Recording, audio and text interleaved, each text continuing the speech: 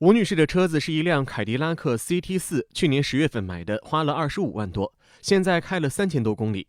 吴女士说，这个月月初，她听到车子里传来异响，异响的时间是当时持续了40-50分钟的，不管是行驶过程中还是静止的状态，它都是那种类似于咯噔咯噔的那种声音吧，应该。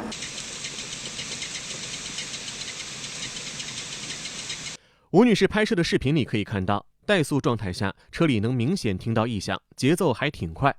吴女士说，这种声音让她对驾驶安全产生了担忧。那种声音是比较响的，响到因为它是持续的嘛，是感觉让人觉得无法安心行驶的。第一次出现3月6号，第二次出现是在上周5的早上，就是说1周1次，没有规律。吴女士说，车子没有跳出故障灯，也能正常行驶。她开去 4S 店检查，工作人员检查之后表示没有找到异响的原因，这让她更加担心了。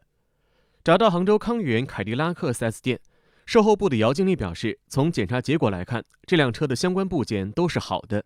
一直跟我强调就是说，如果声音再现或者出现了，那会不会影响安全这一块？我也跟他说了，包括我们这个转向系统、那制动系统，包括燃油系统，包括整个车身、底盘悬挂系统，全面都给他看过，都没问题。姚经理说，从目前的检查来看，车子是安全的，但异响产生的原因，他们确实还没有找到。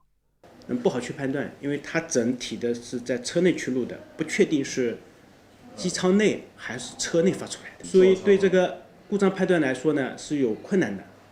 那么我呢也跟客户说了啊，那这个呢可能大家需要点耐心跟时间。姚经理建议吴女士再开1个星期，如果异响再次出现，马上通知她，会让技术人员到现场查看。